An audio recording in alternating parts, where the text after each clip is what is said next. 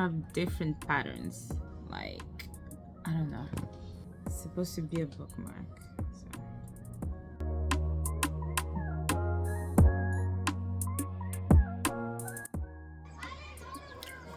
Hi guys, so it's the next day. I'm going to the gym. Yeah guys, I haven't been going to the gym in a while because again summer was busy. I've already talked about this, so I'm trying to slowly get back into it. Okay, so today's just gonna be like getting my body used to it again, because I know when I fall off the routine, it really is hard to go back to, to exercising for like more than 40 minutes. So I'm just gonna go and do just a bit of cardio just to get my body back into it, right? So yeah, and yeah guys, fall is upon us. Like, look at the leaves, man. Look at the leaves. It's already yellow, like it's already falling. This is so depressing, and it's not even sunny, but you can still wear short sleeves, as you can see. Right guys, let's go. Oh, and before I start driving, well, I wanted to let you know guys about what I'm currently reading. So I'm reading This Could Be Us by Kennedy Ryan, and I'm probably like 25% into the book. I started this book like last week. I'm not sure what's going on, but my reading has been slow, okay, these days. But so far the book is interesting. Obviously it's the story of Soledad and what's Edward is her white boyfriend there. So obviously, I'm not that far, but I know that so far what's going on in the story is that the guy's a crook. He's a crook, and the FBI is onto him because apparently he stole some money from the company where he works. And you also have Judah, and Judah is this forensic accountant. And yeah, so he's the one who works at the company. He just got hired, and he's the one who's been tracing or following Edward, Soledad's husband, to see where he's branched out the money. So and then I guess Soledad is like Spanish and black. She has 3 daughters, whereas Judah has 2 boys who are, I think, on the autistic spectrum, because I know at the beginning of the page Kennedy Ryan tried to explain, she said it's a very personal story for her, so I guess there might have been some reality that she deals with that she incorporated in the book. So yeah, you guys, so far it's good. It's good. I'm not mad at it. Let me close my garage. So yeah guys, so that's what I'm currently reading. Okay, alrighty guys, I'll talk to you later once I arrive at the gym.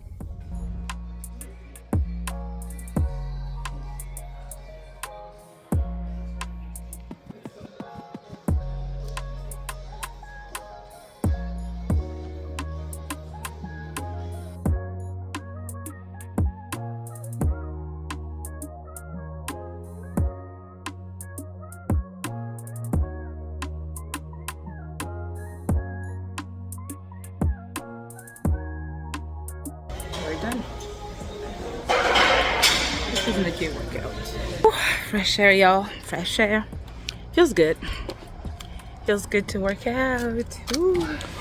Okay, you guys. So, I showered, right after the gym. I showered, and I am famished. I'm hungry. I saw that Babe made some salmon, so I'm gonna have a salad with the salmon. Before we get into what this vlog is gonna end up, being, I wanted to ask you, how do you guys feel, when you work out and all that stuff? How they say 80% is, what you eat, and 20% is the gym part. For me, I feel like if I go to the gym, it's easier for me to come back home and eat healthier, because I'm like, all that workout, all that work to come back home and just, eat anything, it's discouraging. Instead of how other people may do, which is like, let me just eat healthy, and then I may go to the gym, I may not go to the gym, because, it's 80%. For me, it's more encouraging to go to the gym, come back and be like, I have to eat healthy. So I know that the calories that I shed, I'm going to come back and consume either less depending on what the diet is, right? So let me know, how do you guys feel? Do you feel like, let me know in the comments, do you guys feel like it works for you the same way that it works for me, or you guys are more into like, let me just eat healthy and then I can work out?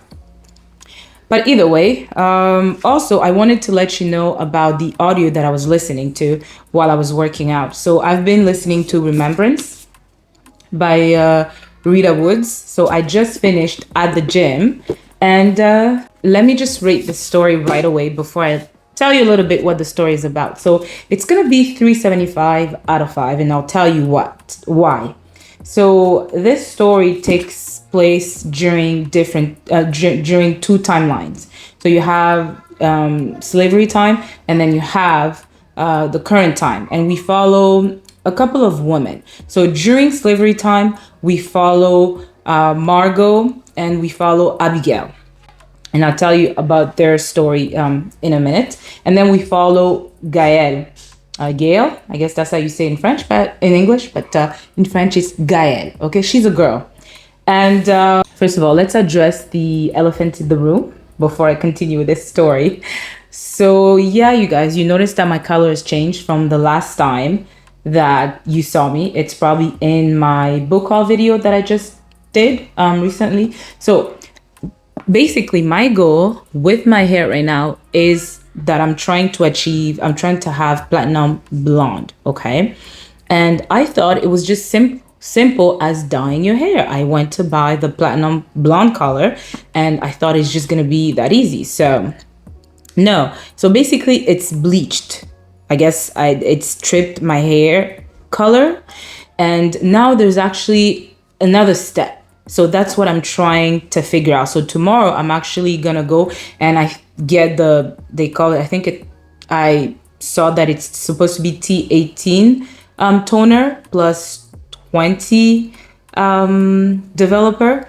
Those are the two items that I'm missing, and hopefully I will achieve the platinum blonde that I'm trying. So, and I'm not sure that this color is flattering with this shirt, but well, like I said, we're just gonna deal with it until I've accomplished the color that I want. So back to the story. As I mentioned, we follow Abigail and Margot during slavery time, and it does have a bit of magical realism to this story, which I thought was nice, and I'm gonna explain why. You know, when authors take this task of writing a slavery, in a slave narrative book, I love the fact that they are able to imagine the damages they could definitely inflict on these enslavers, because you know what? Our ancestors didn't have the opportunity to inflict revenge and all that. Maybe we've heard a lot of story of revolts and all that stuff, but I'm just saying, for the purpose of this story, I love the fact that she was able to incorporate that magic into the story and, like I said, inflict damages onto the enslavers. I was like, yes. So at the beginning of the story, I want to make sure that I don't confuse you guys. At the beginning of the story, I believe we started in Haiti. So back then, Saint-Domingue, currently called Haiti.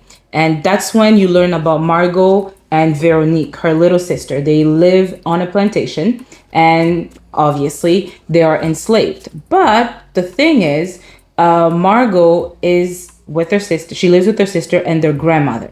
And their grandmother was promised that when the two, Margot hits 18, she will be, what's that? She will be given her manumission, which is her freedom. Long story short, that does not happen, and she is sold off with her sister. Unfortunately, something along the way happens to her sister, so the rest of the story, you only follow Margot, okay? And while you follow Margot has this ability.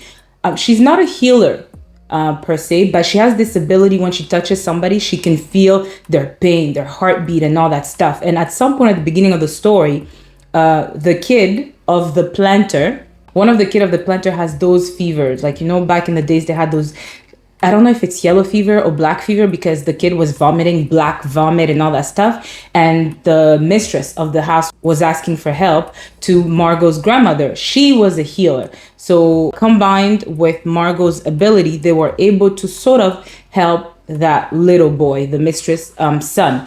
Which, again, I don't know why, but I guess they didn't have a choice, right? Because when you read the story, the mistress was convinced that the grandmother had superpower and that she was brought to her by God. Yet, she still needed to be enslaved. Yo, make it make sense. Do you understand the way those people try to rationalize the brutality of slavery? Like, this woman has the ability to help. She's a healer, and you're not afraid that she's gonna kill you somehow with those powers, but that you have convinced yourself that she's there for you, the planters, your family, not for them.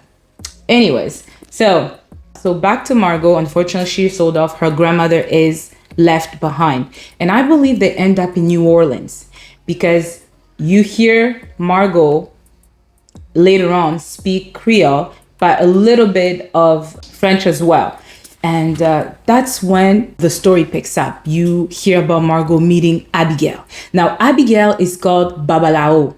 I think that's either Creole for maybe witch, or, but like the story of Babalao, everybody knows, including whites and blacks. And she's apparently uncatchable. She's this witch, as they call her, and she's apparently very scary. So now, while Margot is being transported away and she's in New Orleans, the way she meets Abigail is in this place called Remembrance, hence the title, Remembrance. And Remembrance is this place that Abigail has created. It's called, the way they explained it, it's like she's taken a wrinkle in time, and Remembrance is at the edge. That's how they explained it. And there is a place that no whites can penetrate. It's only for blacks and the enslaved people who have run away, and they find themselves into that place. You see a little bit of that underground, the railroad underground theme with this Remembrance thing. So Margot is brought there to Remembrance, and obviously Margot is a bit skeptical. Even though she has the gift, she's still skeptical that there is this place that the whites cannot penetrate. Like, what do you mean? At the edge, like, what do you mean, right? And then Abigail is this older woman. And unfortunately, I can't remember the place because I was listening to the audio, and usually when I listen to the audio, I'm not able to highlight or tab the book. So that means I'd have to go back and then try to remember some parts. But there were some parts I would have loved to read you guys. You guys know how I love to read some excerpts of the book. But for this vlog, it won't be possible. So anyways, but I want to tell you a little bit of the story of Abigail. Abigail, the way she became who she became, Babalao, is that she lived also on a plantation in Haiti.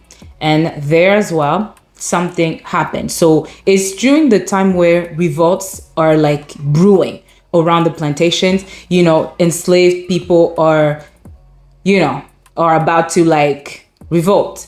And then what happens is that she has a husband, and the husband is called Hercule. She calls him Hercule in French, so I guess Hercules. Yeah, I think so. Hercule. And what happens is that he's part of the people who are, working on that uprising, the uprising of the enslaved people. And at some point they do run away into the forest. And you do hear a little bit about, how do you call the people, the Maroons? He becomes part of the Maroons.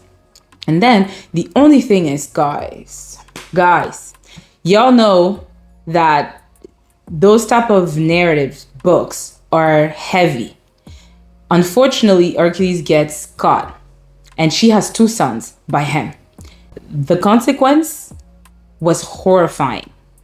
What happens to him is, unfortunately, it is a fictional story, but you know that it's happened in real life. That's historical fiction for you. Her husband was beaten so bad, and he was, I guess, tied to a pole where they burned them alive. And the part that crushed me, and literally I was like, was how she went to him and she would tell him, she would like talk to him, be like, look at me while he was being burnt alive. Like, look at me, just think about me just while this man is in excruciating pain and dying. And she just stood there. Like, she watched how her husband was incinerated.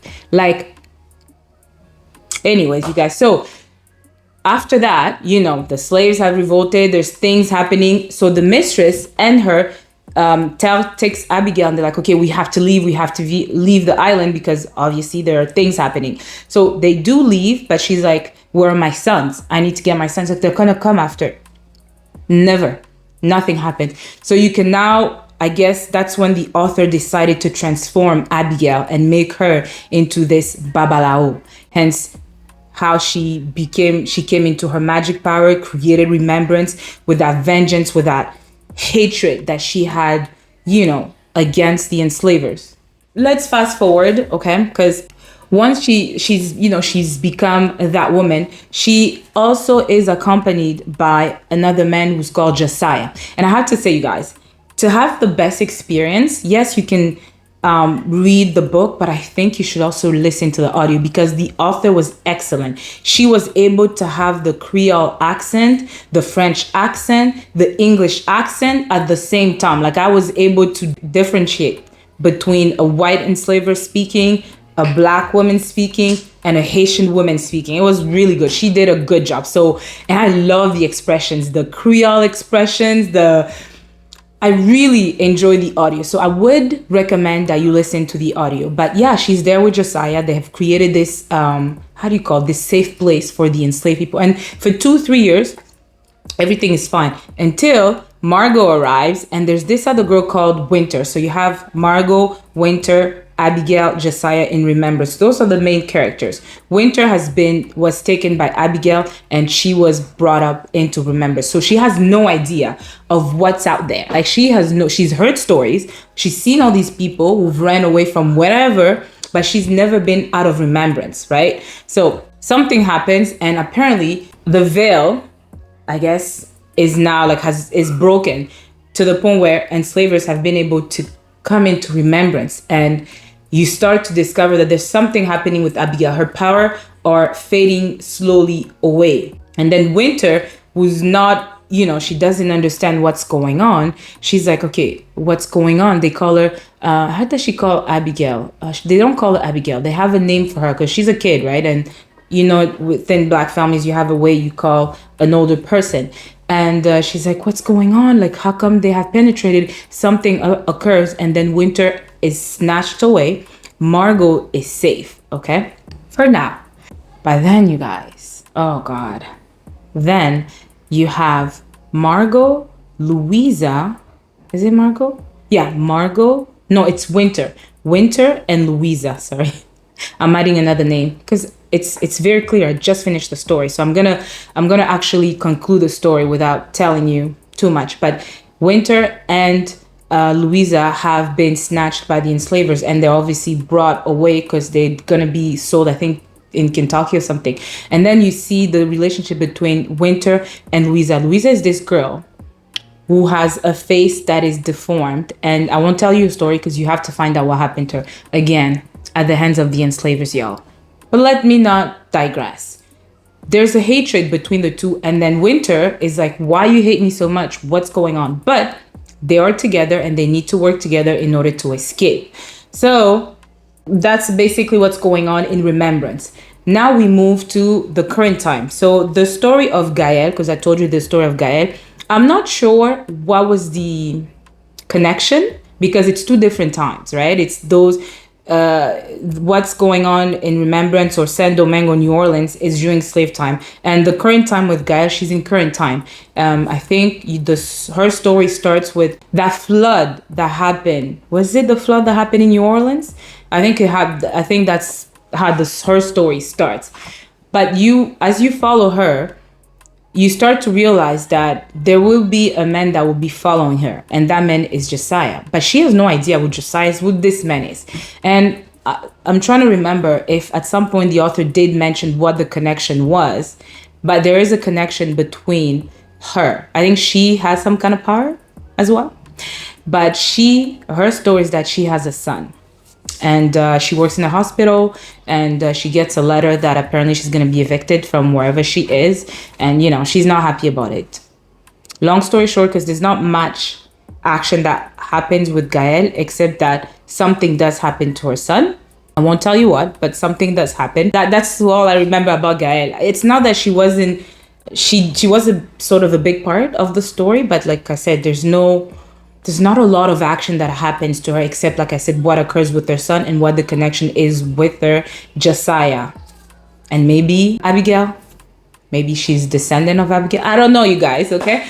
But yeah, so like I said, it was a 3.75 out of 5. It's a good story. I would recommend, because, you want to learn a little bit about the slave narratives told by people of the Caribbean as well. Not just, American slave narratives, but hearing the slave narratives coming from the islands, it's always interesting. And yeah, y'all, good book. All right.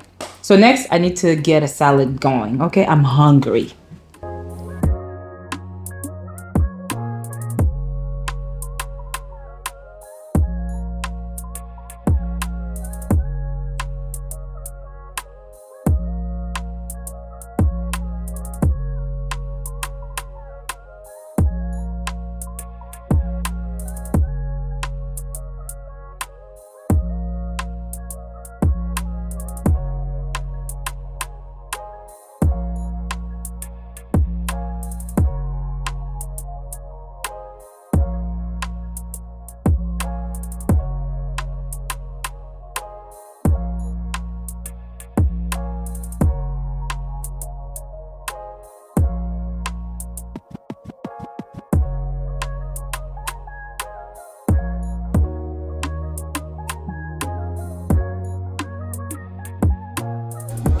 You guys, I still have not achieved my platinum color. I have no idea what this color is, but you know what?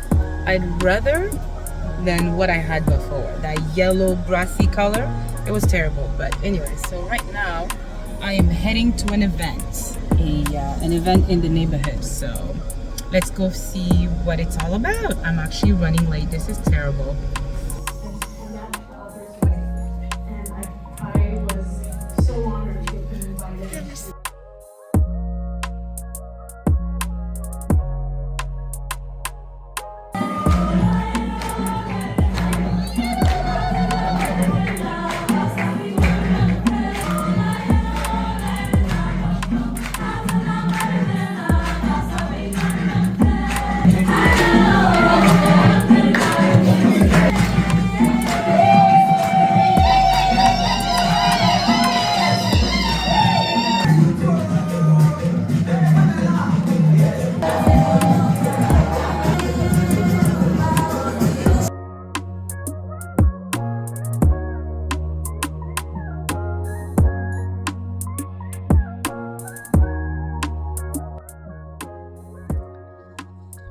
Alright, you guys, so what's going on?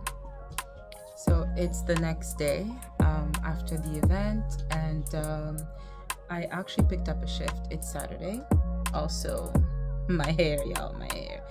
I'm gonna have to try it again, because again, my goal is to attain that platinum blonde, the white hair. This, I have no idea what color it is, and although I've already said that I like it better than that whole bleach brassy color, I'm not where I want to be. So that's that. But so it's pretty quiet at work, and I started crocheting again. Bought a new crochet, y'all. Check. It's addictive, huh, this thing? So this is what I'm making. So it's gonna be a scarf. Not bad, huh? So I actually used to crochet when I was really young back in Congo, and I think because I came here I was 9. So yeah, I must have started crocheting like when I was 8, 9. When I started watching the video about crocheting, it came to me real quick. Like I just, my fingers were just kind of, they remembered. So, and then I sent a video of my bookmark to my sister. I'm like, look, I made my first project. And then I also had bought crochet for my nieces. So I told her, you know, start doing it with your daughters, and I was gonna do it with mine. And I thought that was just, it's such a cute thing to do, you know what I mean? And I think it encourages to be creative, you know. So right now I'm listening to The Girls of Good Fortune by Christina McMorris. Now, guys, this book is part of my new release, okay? And y'all know I'm into historical fiction, and again, yeah, okay. So this is historical fiction, but it's mostly set during the time where Chinese people, you know, the Chinese Exclusion Act that the United States had is set during that time. And I've read a book that had a similar story. I think it was the Fair for, I'll post the book here, but that's when I was first introduced to the whole story of Chinese people being killed by Americans because they felt that Chinese people were taking their jobs and all that stuff, even though they were working in those mines and on those railroad projects, you know. So this story, we follow Cecilia. Cecilia is she's half white and half Chinese, and her story is that she works as a maid for this white family. And one thing is that she falls in love with the son of the mayor. He's actually the mayor. The family that she works for, they're mayor. And you know that could be possible. And it's even the way she describes herself, because you hear the main Cecilia, she's the one who's basically narrating her story.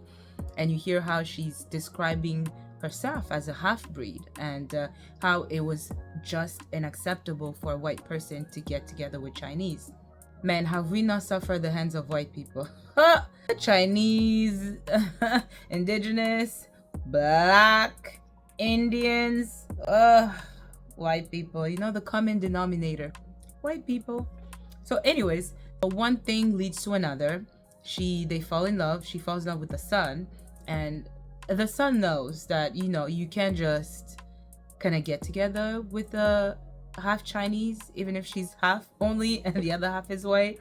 But they fall in love, and something happens. He has to go to school. I think he goes to England to study. So the thing I want to talk to you guys about is the whole part where her father works in one of those no, this is a two thing, sorry.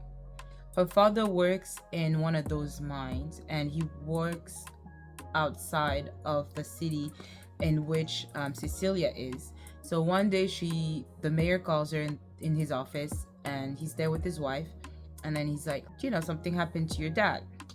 So you guys, this is fairly at the beginning of the story, so although I don't want to spoil it for you, I just want to tell you that something does happen to the dad. I won't tell you what, but what was so outrageous, what was so sickening, what was so enraging was the aftermath, the lack of consequences that occurred. In the article, and that's how she discovered the news about her father, they were describing a mob of white people, how they went and attacked a whole people who were all Chinese, burned down their houses, shops, killing so many Chinese people, and nobody was going to be prosecuted. And for me, I've always said that, you know, when I read this historical fiction, they're fiction in this particular story, but the events are not fiction. And the fact that I've read two books about what occurred to the Chinese people when they were, you know, coming to work, tells me that those are factual events that occurred, the real things. So yeah, that's really sad. So anyways, so he's gone to study, and she has to grapple with the idea of carrying his child. She's pregnant by him, and although she tries to tell the mayor that, yeah, it's their grandson, they're like, what? How dare you? How preposterous. How dare you claim that this bastard child is ours, and on top of that, my son's. Like, he wouldn't even look at you, you half-breed. So you know what they do? Sorry, this is not funny. They decide to relocate her. And where do they relocate her? Brothel, please. Yeah. As if the humiliation of not only denying their grandchild is not enough, they decide to relocate Cecilia in a brothel. So that's where she's going to be working as a maid, because that's what she was doing at the mayor's house. So she's going to be working there doing cleaning.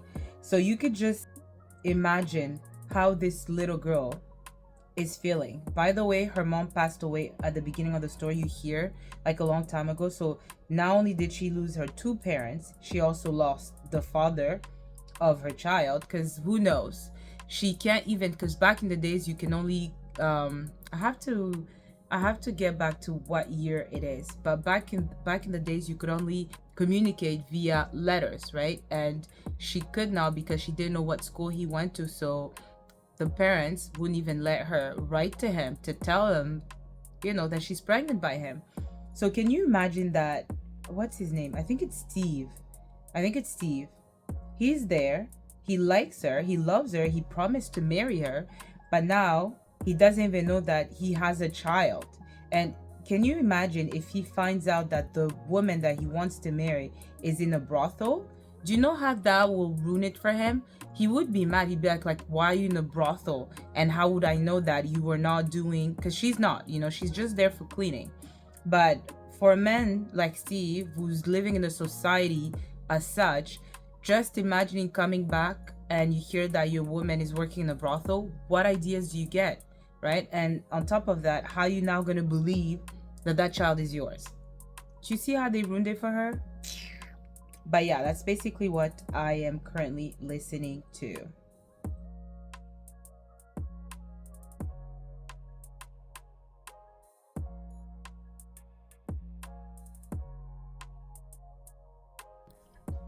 So at this part, Cecilia has given birth to a daughter, and you guys should have heard how she was like looking at her daughter, describing the features of her daughter. And you know, I can understand the times in which she lived and how her need, so as to avoid her daughter getting, you know, going through the suffering of what Chinese, you know, were going through during that time. She would have, how she wanted the features of her daughter to be closer to white, because herself, she's half white. So you could just imagine by the time her daughter comes, she's supposed to have like 75% white, 25% Chinese. But you know, sometimes Chinese features can be stronger than white features, you know. But the way she was describing her daughter, she was describing how she had blue eyes like her father, Steven, and how her nose was dainty, because you know, Chinese do have wide noses like us. But yeah, I'm telling you, white people have done a number on us. Oh my god. But anyway, so now that she has a daughter, everybody now at that brothel, including the how do you call it, not the doula, but the woman that helps you give birth, is like, do what's right for this kid, because you obviously know that you are in no state to give her a better life. So basically give up your child. You guys, what is this world? Yeah, let me just give up my child, because like I'm giving up like a chocolate. So yeah, they're like, you know, you can't give her a good life, just give her up for adoption to a family that's gonna take care of her and all that stuff. And she's like, no, I'm still waiting for the father. I need to speak to him. He promised marriage, but he has the right to see his daughter and then, you know, decide that, yeah, you know what, I don't want this child. And at least then she will know what, you know, what actions to take next, right? So that's where I'm at. And then also, because it's a brothel, you know, the madame of the brothel is like, well, if you're gonna stay here, your daughter better be really quiet. Basically, like nothing. Like, I better not hear no wailing, because this is a place where people come, you know, to do the business, if you know what I mean. So that's what she's dealing with. 24 hours later. Hi, you guys. Okay, so we're actually shopping today. for back to school. Yay! So we already did Old Navy. We're looking for backpacks for all 4 children.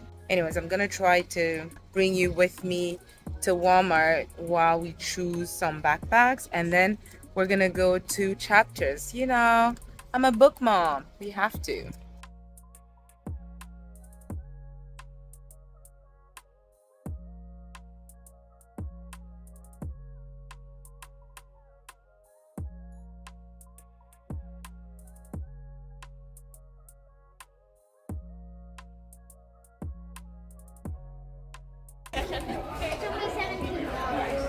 There's nothing. I'm taking this one. Okay. Can you let me see? Turn around.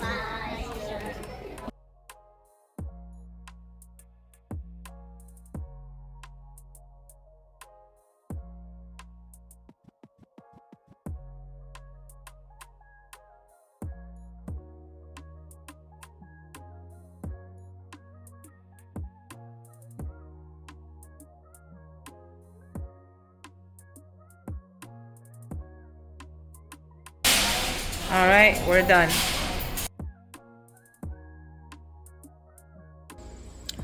Hi guys. Okay, it's the next day and I'm actually getting ready to go to the gym. Yay for me. First day of the week, gotta start strong, you know.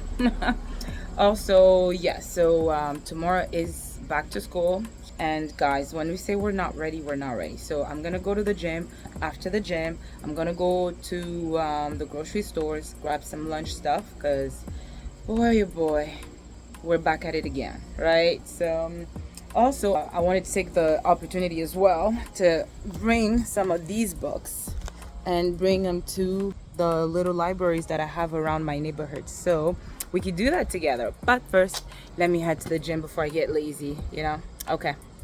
Okay, you guys, so before I drive off, I actually wanted to update you guys on the books I finished reading.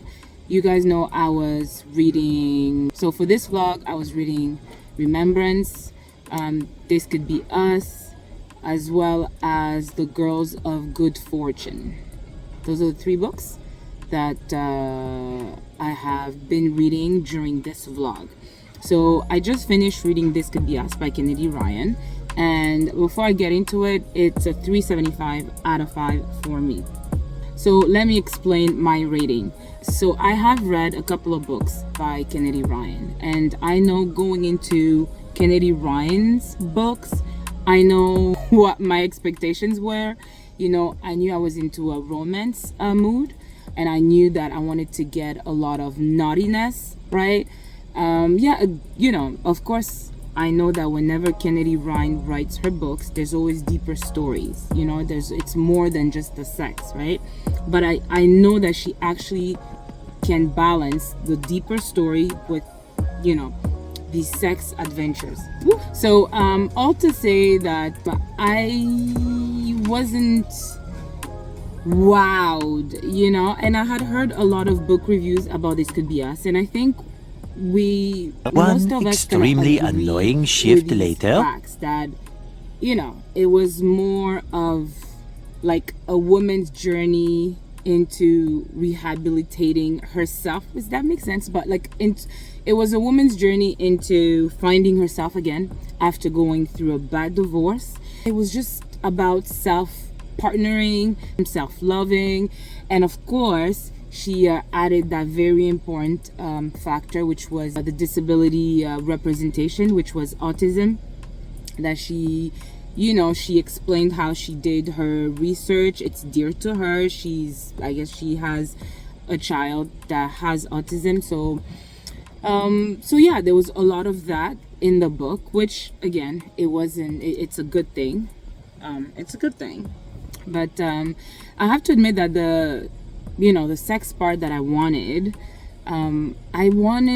the same amount like in Real. You know, Real had a chronic disease representation in that book, but yet the girl was able to have lots you know what I mean? Like, I don't know, I wanted, like, yes, it's important to have a disability representation, you know, in a romance book, yes, but also I wanted you know, I wanted the sex. So, and I found that in This Could Be Us, Soledad's journey overshadowed the journey with her and Judah. That's just my own take. I know everybody has their own opinion, but that whole self-partnering, I think it's important.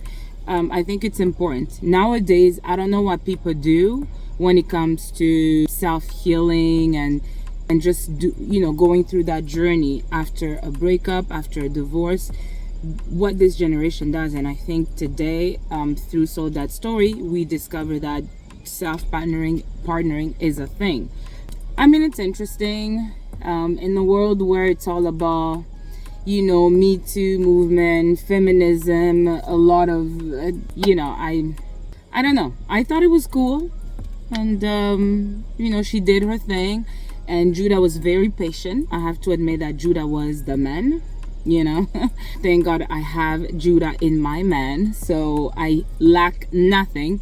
But it was good. It was I liked how she wrote Judah.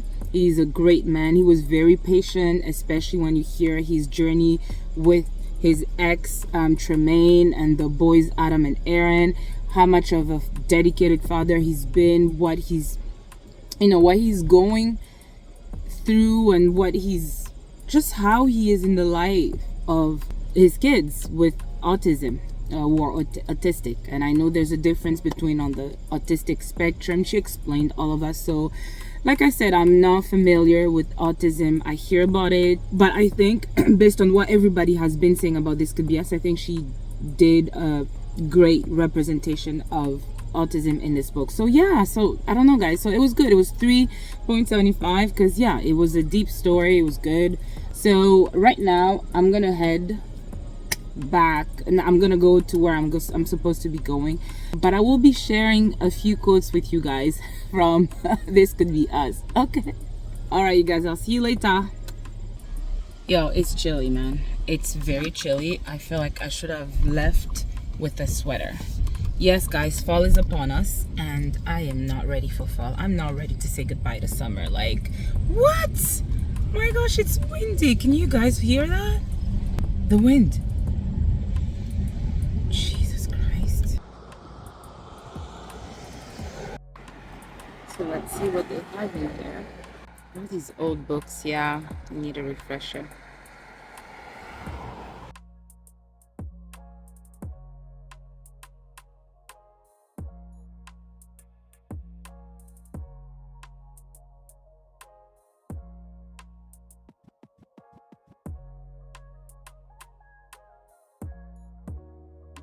Alright, so that was the first one.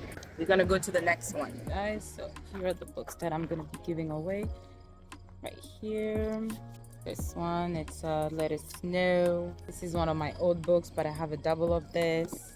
Yeah, this was not my favorite book at all. Something Wild, of course, didn't like it. And The Birthday Girl. My birthday's coming up, and yeah, this was not a favorite, so.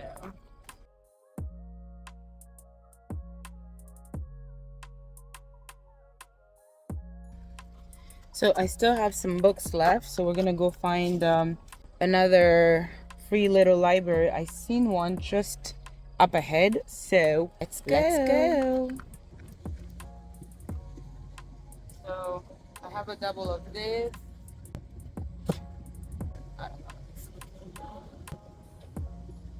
This is a notebook, The Road Less Traveled. And I have a double of this book, so. Okay, that's it, you guys. I think I have 3 more books. So here is our little free library, which is in my neighborhood. So that's the last stop. I have all these books, these 3 books. It's kind of windy, so I'm not sure if you guys are gonna literally stand, but I feel like okay, this is definitely not gonna work. So let's see. Things past telling. I have a double, so that's why I'm giving it away. I'll show you what books are here. Then I have 400 Souls. I have a double. And then fourth wing, I also have a double, so that's why I'm giving these away. Alright, so check, y'all. I don't know what this is. Oh, Congo? What? Check what I just found about Congo. It's in French though. What is this about? What? What are the likelihood of finding something about Congo? Interesting, you guys. I'm gonna get it, but it's in French. See what else is here. Let's see. Cat's Table. I don't know what that is. Can you see? Nora Roberts. There's always some Nora Roberts in my free libraries, y'all. Like, I don't get it. Okay, that's it for the day, you guys. So, y'all know I was supposed to go to the gym, right? But yeah, I didn't go to the gym because I don't have my headphones. And who works out without the music to like motivate you? Literally, I was there, I'm like, fuck, I forgot my headphones. And I'm like, yeah, no, it's Monday. So at least I had the idea, the good faith, and I drove to the gym only to realize I didn't have my headphones. So I'm gonna go tomorrow, and this time I'm gonna make sure I have my headphones. So no gym for me today, but I did stop to buy groceries. So I'm gonna go and make me a soup, you guys. I feel like having a soup, like that creamy soup. I'm gonna make it and you guys are gonna see like, mwah.